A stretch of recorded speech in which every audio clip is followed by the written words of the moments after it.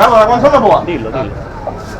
Ma come a parlare vai paradosso, vai parata, lei chi cerca i pezzotti gelati, i pezzotti gelati. Allora, lei cerca un pezzo di 5 euro. 6 euro. Vuoi conoscere la Barbara D'Urso? Vai paradosso in trasmissione, ti presento. Per fare vedere lo spettacolo. Allora un appello da Ballarò per Baradurso, Riccardo la vuole conoscere. Io, spettacolo, io sono un Palermo.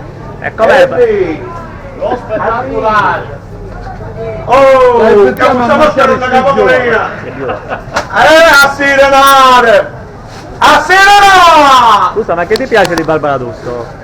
Tutto, dalla testa ai piedi. Io già comincio a siripiare però. Senza mai essere... No, con la dolcezza. Con la dolcezza e mai essere volgari. Dobbiamo essere dolci. Un appello... Riccardo di Ballarò vuole conoscere la Barbara D'Urso. Un spettacolo! A sirenare! A ma recuperare i piccoli in un capatale. Quanto ne vuoi? Un chilo. Ciao bionda, come stai? Bene. Sei fatta magra, devi mangiare.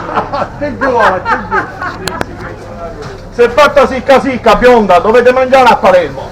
Vedi che stasera non zuppi i biscottini. Andiamo, non c'ero, buona.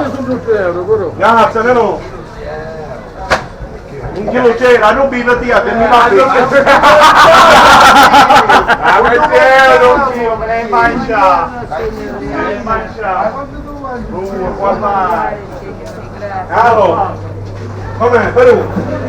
Io ti fu, Perù.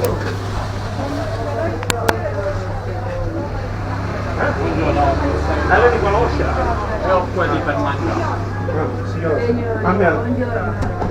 Il signore conosce, però a me non mi conosce, ma penso che scuso. Aiutami, signore. Non il signore internazionale.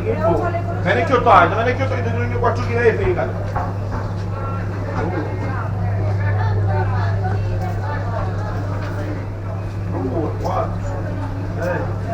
A me 4 kg di fegato, ci stai tutino, 4 kg di fegato però.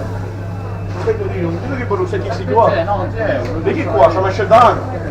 Mascedato tuo corto, tu mangi a casa. Tu mangi a casa, mascedato, tu mangi a casa, Vieni di pomeriggio, sai? Vieni di pomeriggio. Ora dobbiamo lavorare. Vieni di pomeriggio.